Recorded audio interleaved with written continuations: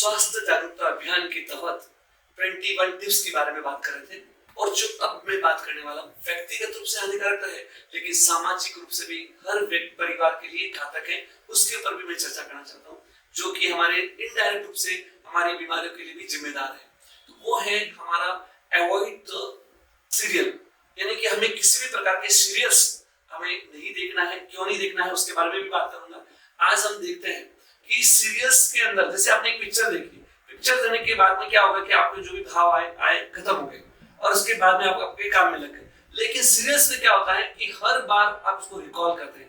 जैसे ही वहां पर एक सस्पेंस आता है और उसके बाद वो सीरियल्स खत्म होता है और 7 दिन तक आप क्या करते हैं, रिकॉल करते रहते हैं। अरे उसको क्या हुआ, उससे ऐसा था, वो क्या प्रॉब्लम है, और उस पात्र के साथ पहले हम जुड़ते रहते हैं।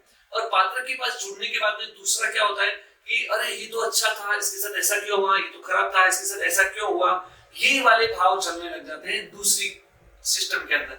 अब ये क्या हो रहा है कि ये तो चीज जो भी काम हो रहा है वो तो डायरेक्टर घुमाता है स्टोरीज बढ़ाने के लिए, लेकिन अब हम उस पात्र के साथ जुड़ते रहते हैं। और तीसरी कंडीशन उसकी और भयंकर आ जाती है। वो होती है क्या है कि उसके बारे में हम परिवार के साथ तुलना करते हैं कि अरे वहां तो इतना एज मौसम बताया जा रहा है और हमारे घर में ये सब काम करना पड़ता है, ये अलग अलग जवाबदारियां पालना पड़ता है, घर में सारे कार्य करना पड़ता है, ये वहां नहीं दिखाया जाता।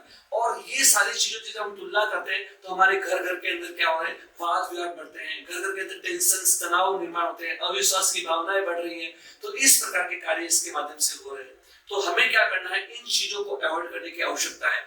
आज देखिए, मैं एक केस स्टडी के माध्यम से आपके सामने बता रहा हूँ कि देखिए हमारे घर में तो टीवी और फ्रिज नहीं है, लेकिन एक महिला वो बता रही थी जो डिप्रेशन में जा चुकी थी और उसके मन में आ रहा था कि अब मुझे क्या है, घर में नहीं रहना है, अकेले रहना है और डाइवोर्स ले लेना। ऐसी नेगेटिव में गई हुई महिला की जब हम डायग्नोसिस कर रहे थे, कंसल्टिंग कर रहे थे, तब कुछ चीजें ध्यान में आई।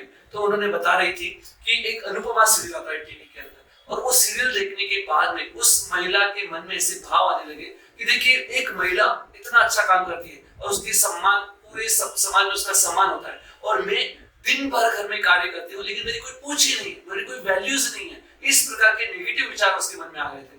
और ये आने के बाद में जब हमारे पास वो आई थी, उसके सारे ट्रीटमेंट मतलब डायग्नोसिस करके ये किया गया और सीरियल्स वगैरह सारे बंद किए। उसके बाद में 15 दिन के बाद उसके मन में विचार आने लगे कि नहीं, अब मुझे परिवार के साथ में रहना है और मुझे सीरियल्स नहीं देखना है। और आज ये एक नहीं, हर घर घर की कहानी हो रही है, घर घर के अंदर टेंशन और तनाव बढ़ रहे हैं। तो हमें क्या करना है, इन चीजों को अवॉइड करने की आवश्यकता है। साथ ही आज हम देखते हैं कि उसमें दिखाया क्या जा रहा है, उसके ऊपर भी मैं आपके सामने बात करना चाहूंगा।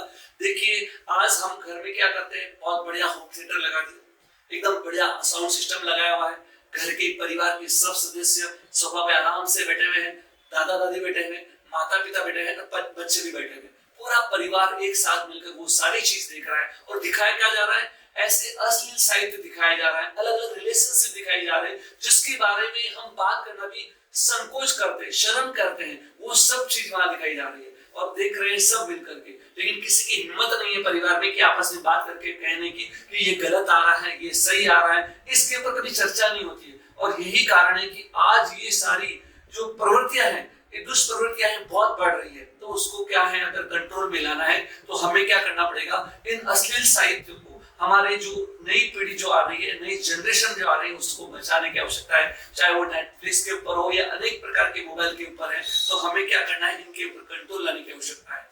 जो भी हम गलत चीजें देख रहे हैं उसका गलत दुष्परिणाम हो रहा है और उसके कारण से पूरे देश के अंदर आज देखेंगे कि युवा जो शक्ति है वो शक्ति बर्बाद हो रही है, वो वीर्य को पानी की तरफ बहा दे रही है और उससे 1 घंटे में एक युवा आत्महत्या भी कर ले रहा है। तो ये सब कारणों के कारण हमें क्या करना है, इन चीजों पे रोक लगाने की आवश्यकता है।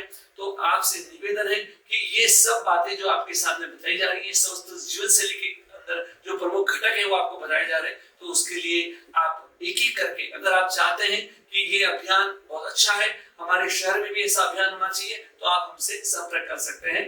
धन्यवाद।